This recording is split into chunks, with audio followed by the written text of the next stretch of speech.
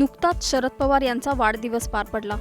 या निमित्ताने अजित पवार आणि त्यांच्या पत्नी सुनेत्रा पवार, प्रफुल्ल पटेल आणि छगन भुजबळ यांनी पवारांची भेट घेऊन त्यांना शुभेच्छा दिल्या आहेत। या भेटीमुळे शरद पवार आणि अजित पवार या काका पुतळ्यामध्ये मनोमिलन झालंय का अशा चर्चांना उधाण आलंय। अशातच सुनंदा पवार यांनी केलेल्या एक महत्त्वपूर्ण विधानामुळे या चर्चांना चांगलीच हवा मिळाली। सुनंदा पवार यांनी नेमकं काय म्हटलंय? अजित पवार, शरद पवार पुन्हा एकत्र येणार का? राजकारणातल्या काका पुतण्याचं मनोमिलन होणार का? या सर्व प्रश्नांची उत्तरं या व्हिडिओतून जाणून घेऊया। त्यासाठी हा व्हिडिओ शेवटपर्यंत पाहत राहा आणि टाइम्स नाऊ मराठीला फॉलो आणि सबस्क्राईब करा। विखुरलेला राहण्यापेक्षा एका मुठीने जर पक्ष राहिला तर त्याची ताकद चांगली राहील महाराष्ट्रामध्ये।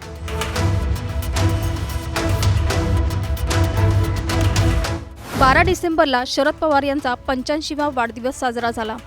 शरद पवार यांना राज्यासह देशभरातल्या कार्यकर्त्यांनी शुभेच्छा दिल्या, पण विशेष ठरल्या त्या अजित पवार यांनी दिलेल्या शुभेच्छा।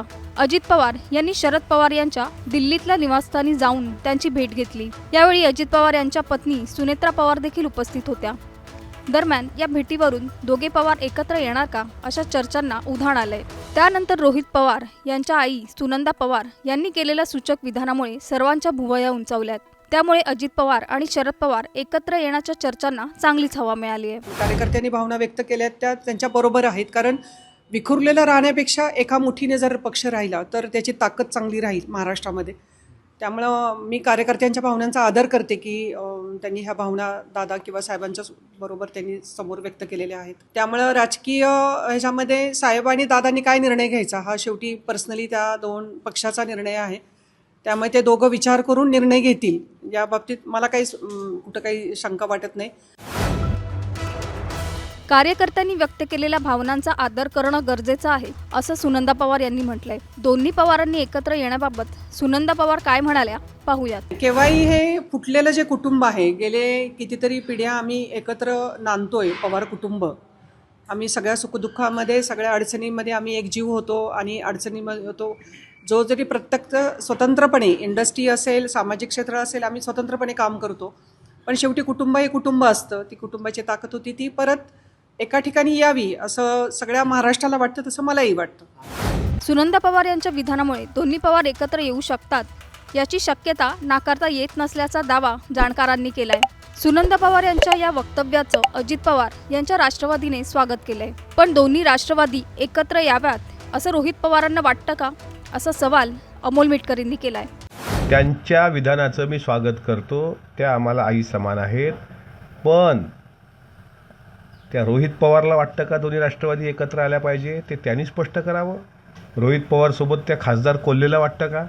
ज्या खासदार कोल्हेनी गुलाबी जॅकेटच्या खाली गद्दारीचा काळा डाग इथपर्यंत म्हणण्याची मजल मारली, त्याला वाटतं का? जितेंद्र आव्हाडला वाटतं का? आम्हाला तर वाटतं दोघं एकत्र आले पाहिजे। वाटलं नसतं तर काल स्वतःच बुके घेऊन तिथे गेले नसते अजितदादा। अजितदादांनी दादांची भूमिका वठवली, अजितदादांनी स्वतःचं नेतृत्व सिद्ध केलं।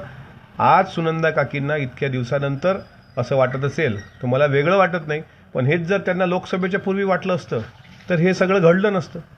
त्याच्यामुळे आता त्यांच्या भूमिका आहेत त्यांनी मांडाव्या, आमच्या पातळीवर आम्ही निर्णय घेऊ, त्यांचे नेते त्यांच्या पातळीवर घेतील। त्यांनी मांडली भूमिका बरोबर आहे, त्यांच्या मुलाला चालते का हे त्यांनी बघावं।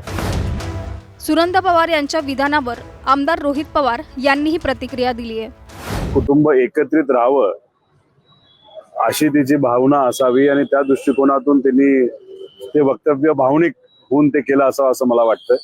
आणि व्यक्तिगत तुम्ही मला सुद्धा जर विचारलं कुटुंब म्हणून, मी राजकारण म्हणून नाही, तर 38 वर्ष 39 वर्षाचं माझं वय आहे, त्याच्यामध्ये 37 वर्ष मी सर्व कुटुंब एकत्रित बघितलेलं आहे। त्यामुळे कुटुंब म्हणून तुम्ही बोललात तर एकत्र असणं हे नक्कीच चांगलं आहे, पण शेवटी कुटुंब आणि राजकारण या दोन वेगळ्या गोष्टी झाल्या। त्यामुळे कुटुंब म्हणून एकत्रित असलं पाहिजे, पण राजकीय भूमिका सुद्धा तितक्याच महत्वाच्या असतात। त्यामुळे आज राजकीय दृष्टिकोनातून आम्ही तसं बघितलं तर वेगळे आहोत।